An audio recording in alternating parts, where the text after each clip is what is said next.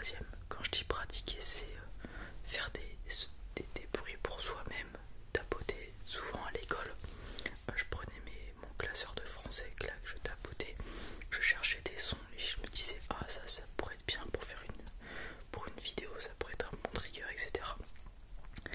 Et ça fait 2 ans bientôt que je me suis lancé dans l'ASMR en publiant des vidéos concrètement. Voilà. La première fois que j'ai entendu parler de l'ASMR, c'est aux informations dans le 12-45 ou le 19-45.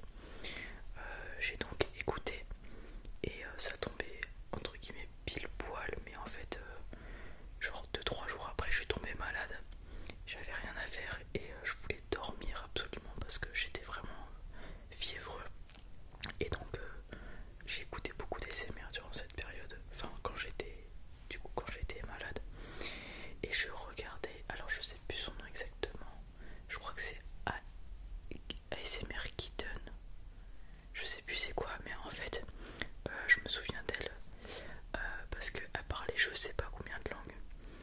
Dans ses vidéos, elle disait qu'elle habitait en Italie, en Espagne, etc. Et ça a été un running gag avec mes cousines, puisque dans une de ses vidéos, elle fait salut, c'est Kiki, parce que son surnom c'était Kiki, puisque c'était ASMR Kitten ou quelque chose comme ça. Et donc c'était avec elle que j'ai découvert la ASMR, et après il y a eu d'autres ASMR artistes, des anglais, Ravi Davi ASMR par exemple, avec sa vidéo super connue de la Case That Make Good Sounds.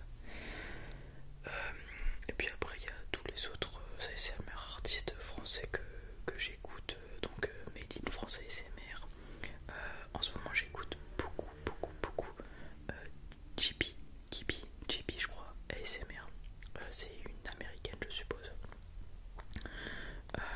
Voilà, j'écoute un peu toutes les ASMR, mais j'aime beaucoup, c'est les roleplays moi. Donc c'est pour ça qu'il y en a beaucoup sur la chaîne, parce que c'est ce que j'apprécie le plus et donc ce que je veux faire.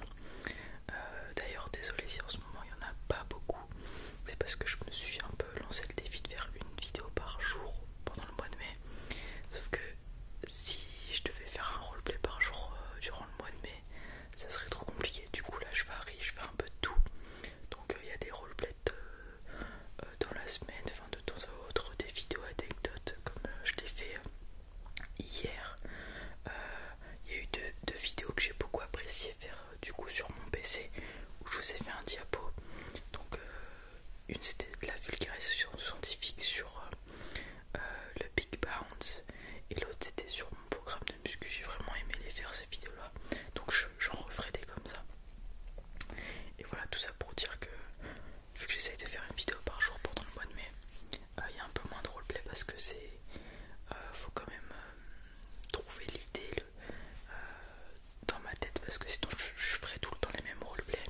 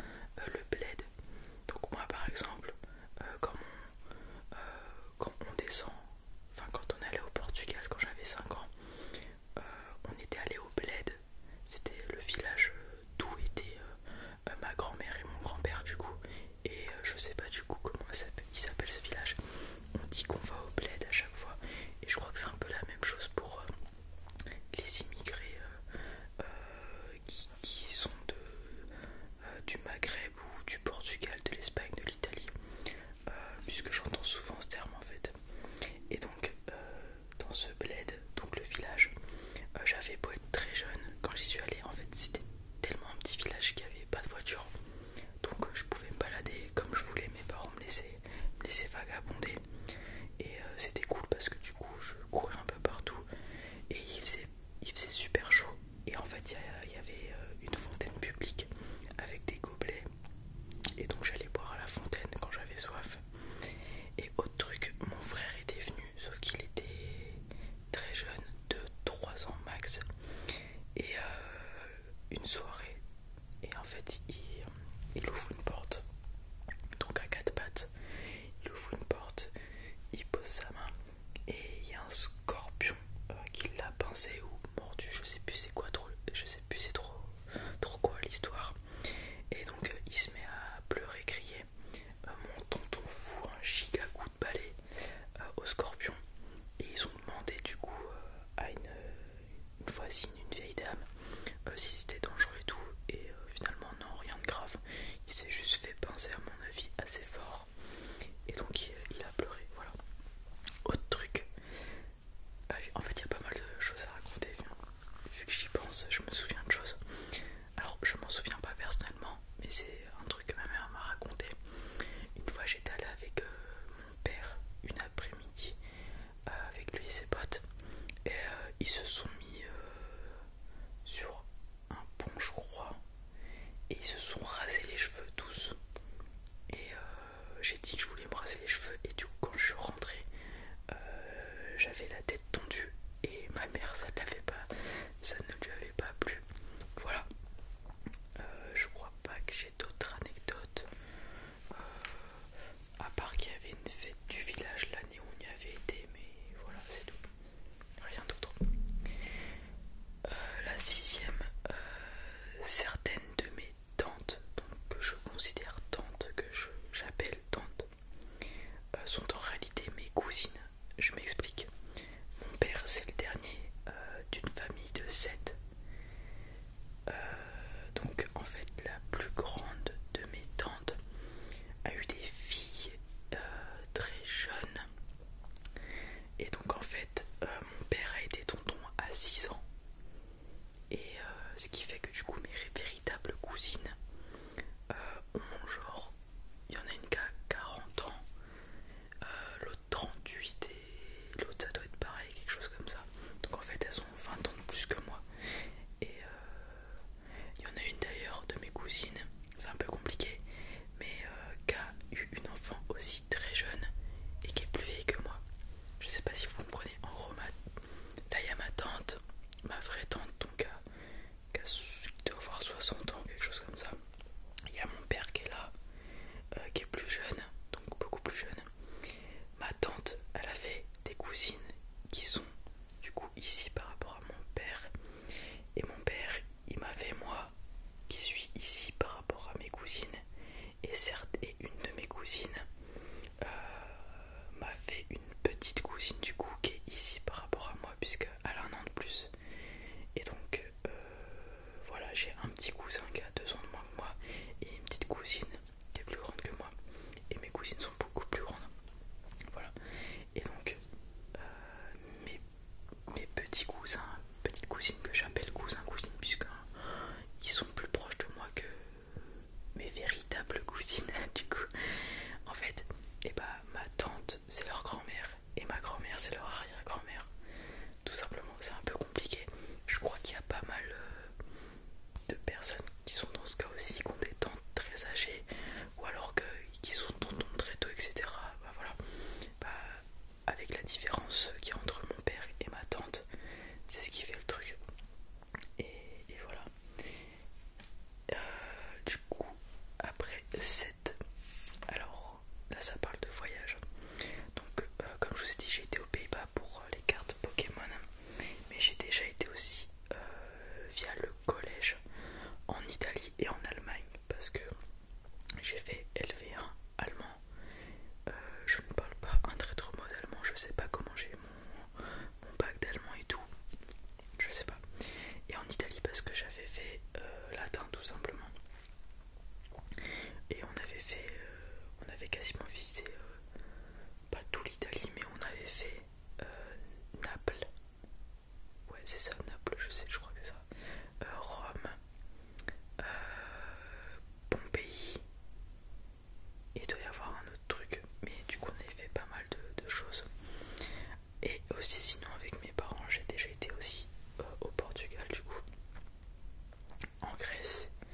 et en Guadeloupe. Donc des super voyages que je pourrais peut-être vous raconter dans des vidéos d'ailleurs. Alors là on va parler de mes passions hobbies. Donc en 8, ma passion, mon truc ultime, c'est la mode et plus particulièrement le streetwear. Donc voilà. Et sinon en ce qui concerne mes hobbies, alors c'est le sport, donc muscu, badminton, escalade, n'importe quoi, juste me dépenser, les sports collectifs, individuels, il y a un peu de compétition, voilà. Les jeux vidéo, toujours cet esprit un peu de compétition, etc. Les animés tout simplement, puisque ça se regarde, c'est cool. J'ai pas mis YouTube, Twitch, mais ça rentre dedans. C'est regarder du contenu divertissant. Pokémon, même si c'est plus trop le cas maintenant, mais ça a tellement marqué mon enfance que je pense que ça sera toujours dans mes hobbies, dans mes loisirs en fait. La musique, j'en écoute beaucoup. Manger, ça je pense qu'il y a pas mal de gens qui aiment ça. Manger en quantité, un goût exceptionnel, n'importe quoi, texture, je m'en fiche. Tant que ça me procure une sensation de bien-être et de plaisir, je mange. La science, donc l'espace, la vie, etc. Dès que je peux apprendre quelque chose qui m'intéresse et que je trouve exceptionnel, j'adore. Et j'aime beaucoup aussi, mais vraiment beaucoup discuter avec mes proches donc sur ces sujets-là, l'espace, la vie, la finance, la philosophie, discuter comme ça, comme on pourrait faire en soirée, les histoires d'amour, etc. Machin truc, les jeux vidéo, voilà, j'adore discuter avec mes proches, donc que ce soit amis, famille, frères, cousins, cousines, etc. Et dernier truc, donc c'est quelque chose dont je pense que je peux être très fier. Je ne bois pas et je ne fume pas. Quand je dis bois, c'est de l'alcool, hein, parce que si je ne bois pas, je meurs. Mais je ne bois pas et je ne fume pas. Alors j'ai déjà goûté à l'alcool. Je peux même, je pense, vous faire l'historique des fois où j'ai bu de l'alcool. Vers mes 8 ans, j'ai posé et j'ai bu une lichette de bière. Je trouvais ça dégueulasse. En 6ème, j'ai dû goûter au vin rouge et au vin blanc, et c'est tout. C'est les seules fois où j'ai touché à de l'alcool. Après, plus jamais, niette, bien qu'on m'ait proposé des dizaines de fois, etc. Et deux, donc je ne fume pas. Donc j'ai jamais touché à une cigarette classique. Par contre, est-ce qu'on peut dire comptabiliser ça comme fumer? Je pense, je sais pas. Mais j'ai déjà tiré une taf sur un joint de peu, je crois que c'était. C'était de la bonne gamme. C'était la conce personnelle cultivée par la mère d'un ami. Voilà. Donc j'ai tiré une fois effet de groupe. J'ai dit toute ma vie que je ne fumerais pas, même pas une taf ni rien. Et effet de groupe, tous les jeunes de mon âge le faisaient et tout, je me sentais différent, etc. Pression, allez vas-y, fume, tire. J'ai tiré, j'ai pas crapoté, j'ai bien avalé, machin et tout. Et après j'ai jamais recommencé.